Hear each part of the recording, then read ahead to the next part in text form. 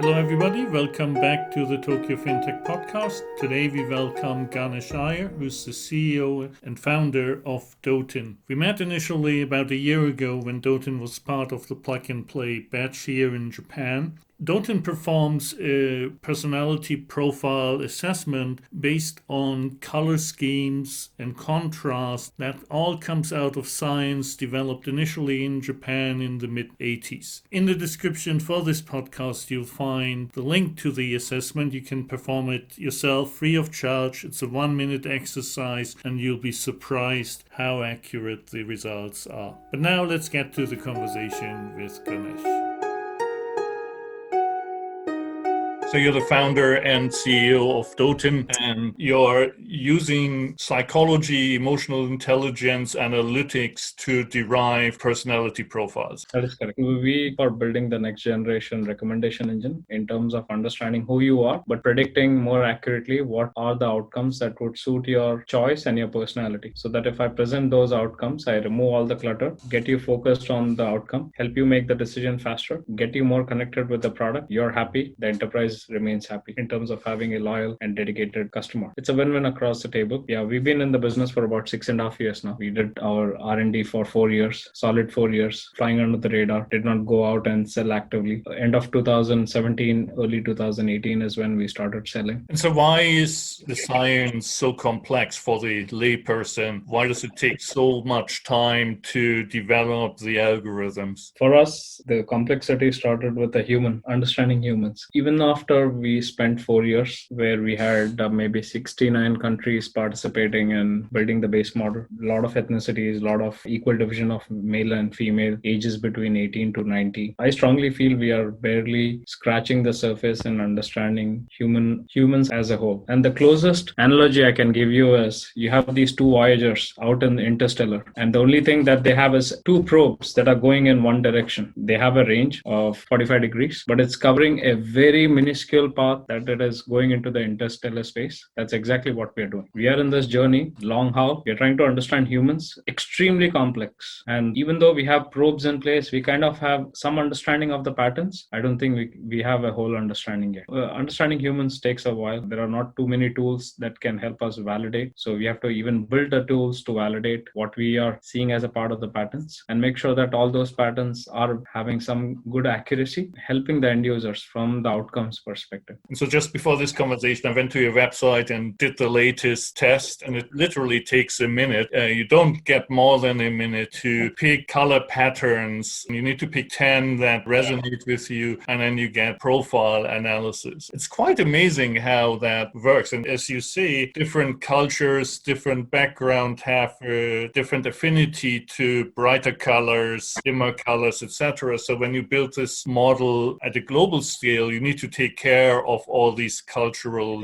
differences. Absolutely. Actually, the science behind this stems back to 1960 when there was no concept of digital signage then, right? The only way a marketer could connect a brand to the audience was through poster banners, big poster banners. And within the poster banners, they involved some clinical psychologists, and they figured out that the biggest impact of a human looking at the poster and connecting with the brand beyond the messaging was colors. And they created Color Emotion Guide. It's a theme that is used by branding guys. It's one of their Bibles. They use day in and day out, making sure that they understand what kind of color should be used to resonate certain themes to the audience. 1985, this was in Japan. 1985, Nippon Research, after 10 years of research, they started back in 1975. They went till 1985. They published a book by Kobayashi-san, which basically is still considered as a Bible within ad agencies, within fashion industry, where they say it's not one colors, but colors and contrast. If you club them together, you can truly understand not only a personality, but we can also understand what personality may resonate with certain colors and contrast, purely for marketing. So if I want to sell a product to a person who's romantic in nature, they had prescribed these are the colors and contrast you should consider. When we stumbled on the study, this was back in 2014, we started more as a traditional approach of understanding humans, where we ask you a bunch of questions, you think and give me an answer. And what we realized is that people change the context of answers based on the outcomes. Every time I probe you today, you may be thinking, I need to find the best job, so I need to see myself as entrepreneur. I want to see myself as a leader. Maybe a month from now, when you get the job, you want to basically show yourself as a team person. So you will share all the insights with respect to that outcome in mind. So every time when I probe you, your personality is always driven by need, which never reflects the true self of who you are. The colors actually bring out your unbiased assessment, close to 80%. There are scientific research that have been conducted. So we took that as a base to then extrapolate. It took us 4 years where we found the context of colors and contrast having an insight in terms of who you are. The aspect of what you pick as words in describing your task has also a big part of your personality. We are adding more probes, which primarily would include how you basically speak, the videos that you watch, the aspect of how you move, how you use the device, which is how you move the mouse, how you click, how much pressure you apply on the laptop, as a big part of your personality. And also aspect of human pulse, which also brings out your mood. Multiple variations to converge into who you are so that we can come back with tangible outcomes. We've all done these psychological assessments. We get 50 questions and we try to figure out, is question 2 and question 47 linked? So I need to have a similar response. And unless you're somewhat versed in the science, colors are anonymous. You can't really figure out what this means. Even if I could game the system because I have some knowledge, I think what you did 1 year ago is you were taking my social media feeds, which are an honest representation of what we're doing, right? The type of photos that you post and the colors in those, on the spot you created that profile. We have added more IP to it as we speak, as the gallery images is one of the IP that we have added. We have already pre-profiled 340 million passive candidates in our database who can be connected to the right opportunities as soon as the opportunities come up from the enterprise perspective, so that we help the talent as well as the enterprise find the right person coming into the job. What I found is clearly a little bit of revenue generation for a really small fee. I can download that assessment, and you suggest actually it might be a good idea if you apply for a job to include it in your application, because you're shortening the whole process. You're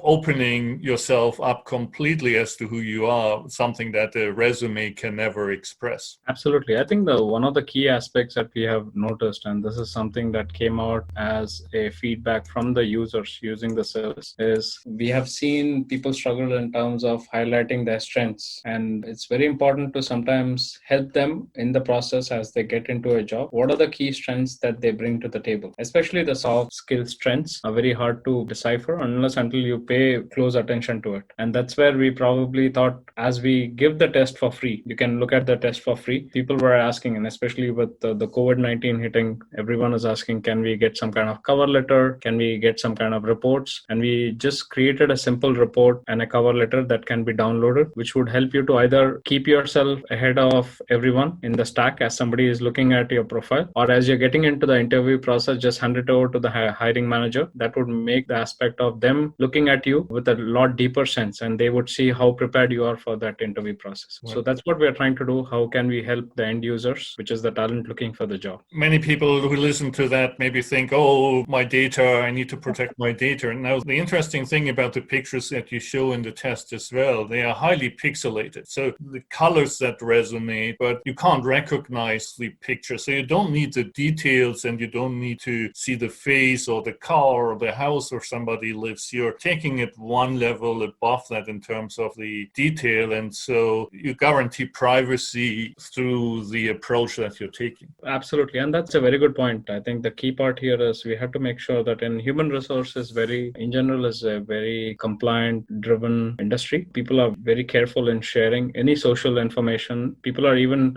very careful in sharing any images which has any face contours, because they are worrying that somebody may judge them. And as a part of bringing that net neutrality is where the approach is coming from. Not only you as a talent not able to understand what the outcomes are, also the enterprise may not be able to decipher based on the colors and contrast, because it took us 4 years to build 1560 color patterns that resonates with 150 different personality types. So it becomes impossible task for a human to comprehend what patterns would resonate to what personality. And if they are able to do that, I think they don't need the test. You should just hire them in a heartbeat. The human element is still not taken out there, right? So you're providing supporting information, but clearly there's an emotional element still to that. So you mentioned COVID-19 and you read all these reports and there are thousands of webinars, literally what the world will be after COVID-19. So allegedly everything will be completely different and this is a pivotal point in humankind and how we interact with each other. Some of that will probably happen quickly, some of that will take longer time, but also in Japan, as you know, is very paper-based and you've got the seal, you've got the hanko that you need to put on documents. It seems to be people getting their mind around more digitization of processes, which clearly should be playing into your hand and what you're offering. So what is your perspective on how we will do things differently post this crisis? I think the key part to me is humans in general, technology is evolving and humans evolve with the technology as long as the technology helps them to get to the end goal. When radios came in, they started putting ads in the radio. Everyone felt, because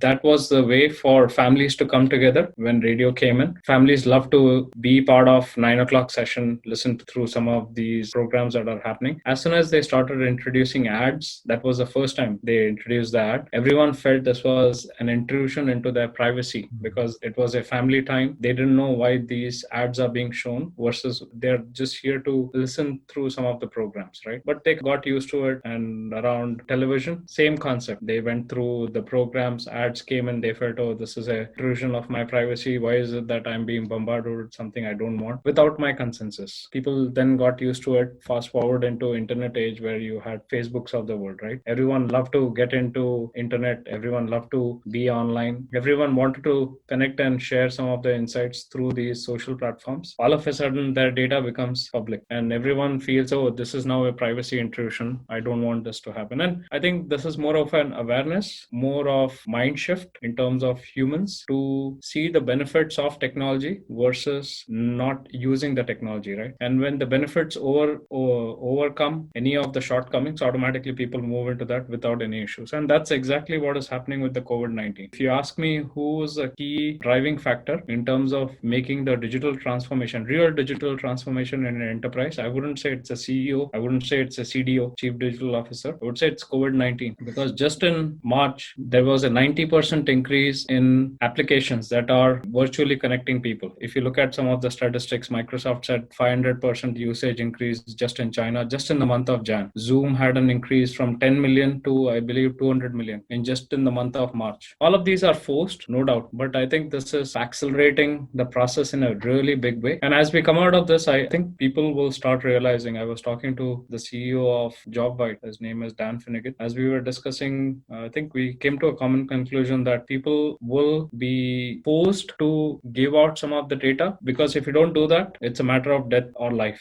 Do you worry about privacy or do you worry about sharing the data with the doctor online so that you can get the medicine and get over any cure that you are trying to do? And this is going to happen more and more. And people will realize that they have to basically understand what's in for them at a bigger scale. It may be impossible to get everything, but what's the best to get most versus none.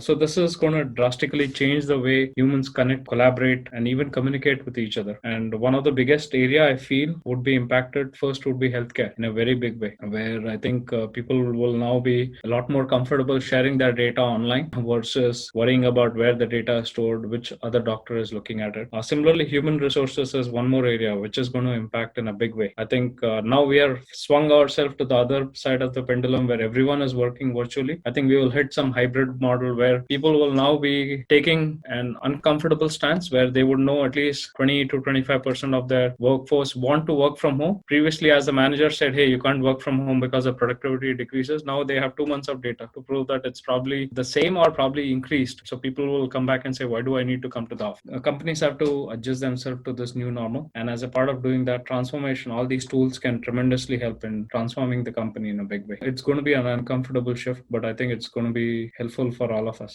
I agree. In these two extremes, the pre-crisis, maybe more presence culture still versus now fully digital. In the end, once we come out of this, it's all about the flexibility. It's enough people who say, I want my kitchen table back for the family, I want to work there. But you might want to do this 1 or 2 days a week, and then then the other days you want to go in the office or you see clients, etc. So we need to have the infrastructure that's flexible to adapt to different working styles across the whole spectrum. And for me, lots of the debate is always at the extremes, which seems to be where we are today on many topics. And the middle road of being a medium flexibility is lacking in many aspects. That's very true, because I think there's one more data point. Tata Consulting Service came out with an article saying that they are pledging, as they're coming out of this COVID-19, they're already making strides towards how do you adapt themselves into this new normal. And they have made a pledge to have 25% of their workforce working from home, which would also increase 25% of their productivity. They call it 25 by 25. It's again,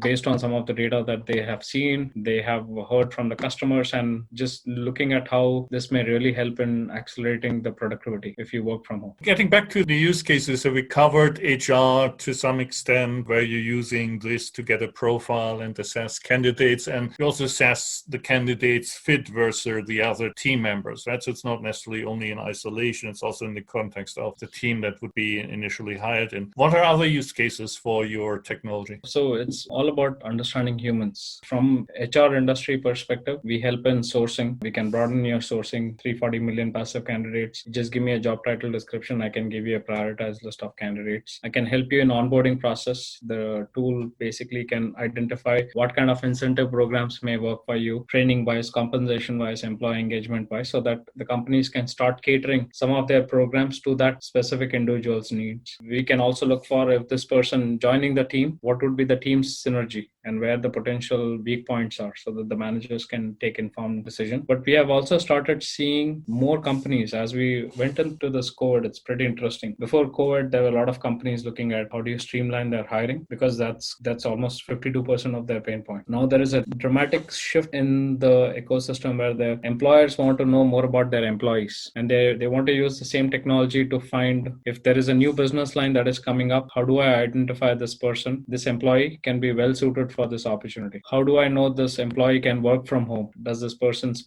personality match those styles? As this person is moved into that role, what are the alternate training curriculum that I should look for so that it mitigates a gap in real time? And that's one of the use cases that came out of Learn at Forbes, where you can just go online. Learn at Forbes is one of the customers that basically competes with Udacity and Coursera. You go online, take the color test, upload your resume, and for the job that you're applying, we can look into that training curriculum and show the ones which would fulfill the gaps in real time, so that you're more prepared for the job as an employee or as a candidate, right? That's also one of the use case employers are looking at. And the last one is also, how do you find the next rising star within the employee base? That's also top of mind for many managers. So all of these that can help both the candidates or the talent as well as the employers. Those are the use cases that are coming up on the HR side. On the CPG side, which is the consumer product goods perspective, I think quite a bit of interest in terms of identifying what are the products that you can buy. Say if you're coming in for the first time within the website, there is no data point that correlates to who you are. How do I know what's your personality? What really matters to you? And if you look at the statistics, you need to have at least 50 to 100,000 data points with respect to your actions before we can take any insights in terms of what is your next course of action. And there are only few companies that can do that. Probably Facebook can do that. Amazon can do that pretty well. Any companies that have many touch points can build a correlation. What we bring to the table is, even without that, knowing your personality, we can have up to 80% of accuracy in terms of predicting what are the products that would resonate for you, what colors may resonate for you, what offers may resonate for you,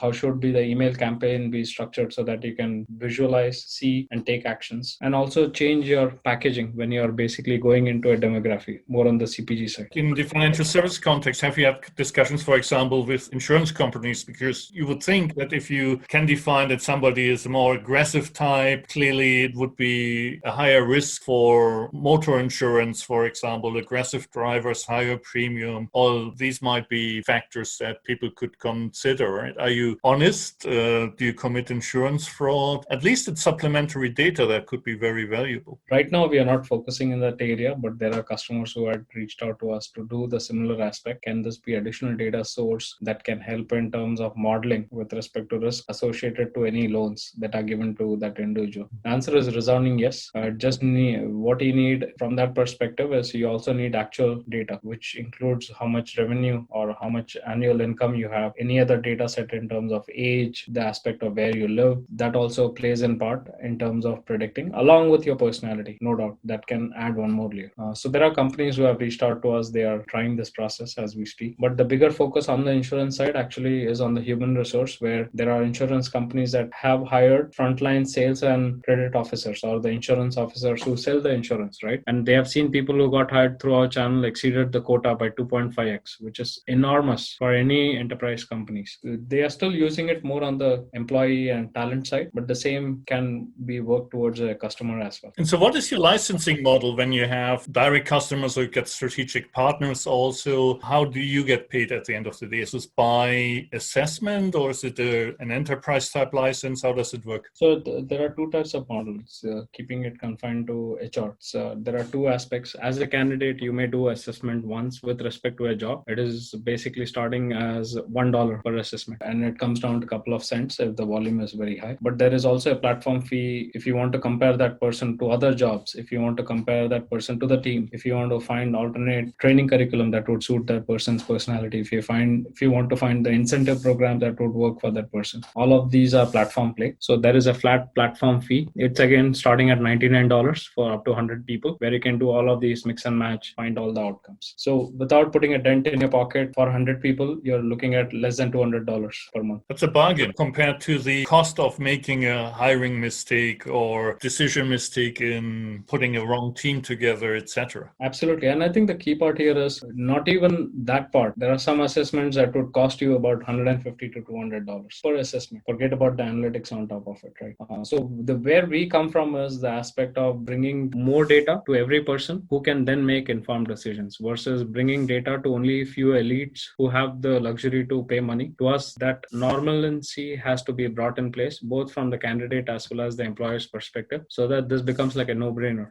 Some of these tests that are considered as the golden standard actually were created back in 1900, early part of 1900, and this was primarily for identifying people who can go into a war and still have the personality to deal with any uncertain circumstance which are completely out of whack. And this was done as an example. One of the popular ones, I'll give you the example, is Myers-Briggs. This is a very popular one used in the industry for more than, I would say, 70, 80 years. The way they had built was the aspect of identifying people who can go into a war. This was devised primarily for the US government military. And for that, they had picked up Caucasians, ages between 25 to 40, who basically went through this test and they said, okay, these are the traits that we should look for. Nobody questions that was done with a small set, 25 to 40 Caucasians. It may not apply for the rest of the world, right? People just blindly follow because it was used by the US government. But there is so much of disparity and misunderstanding of how to use the assessment, which goes into the aspect of how do you take that into business outcomes, which never pan out to what you think. Right, it's amazing, right? Some of these old models we still just follow blindly without challenging them in the current context where we're living in a different world. There is a valid reason, because there is quite a bit of research that has been done on top of it, journal papers being published. So it takes a while. Psychological models indeed take a lot of time. Humans in general are very hard to understand, but the aspect of combining it with machines, it accelerates the process of finding the pattern, which are very difficult with a human, which take generations. So what's the way forward for you? I think the way forward for us is, as we come out of this, our perspective is always answer what's in for me. And because we are focusing more on the HR industry, we are trying to focus what's in for me for a candidate looking for a job, which is making sure that we can help them find the right jobs, help them find their strengths. If there are gaps, how do you mitigate the gaps so that they are well positioned for the position that they are applying? For the employees, we try to take the same approach. How do I help the employee grow their career faster, find the right mentor, identify the synergy with their managers or team members that can help them position themselves better? And from the employer's perspective, how do you automate the entire process, finding the right person who can be in the right place, be productive, be with you for a longer time? So if I can answer those intrinsic questions, we keep harping on that every day, day in, day out. All the features get distilled to few that really matters to the enterprise. And that's what we've been focusing, and that's what we would be focusing as we progress. And definitely there would be the aspect of automation that would come in, connecting with more ETS systems, more HRIMS systems, so that this can be very pervasive. But the core would be the same, understanding humans and understanding in a way which is unbiased in nature. And it's an amazing model. I mean, mean, as we said earlier, taking a minute of your time to get a profile in a very unbiased way for a very attractive price point. It's a very interesting and attractive proposition, I would think. Where are you in your fundraising journey? I think it has been pretty interesting. So last time we spoke, we were fortunate to raise the funds from Net1 System, which was a part of Japanese venture when we were at Plug and Play. From there, we pretty much had been very lean in terms of conserving the cash and making sure that you spend where it's absolutely required. So from the get-go, even before the COVID hit, from the time we got the money, we've been extremely cautious in how we spend. And that has really helped us to not only lengthen the time in terms of the runway, but also create some strategic partnership, which need a lot of runway before it picks up. And once it picks up, there is no looking back.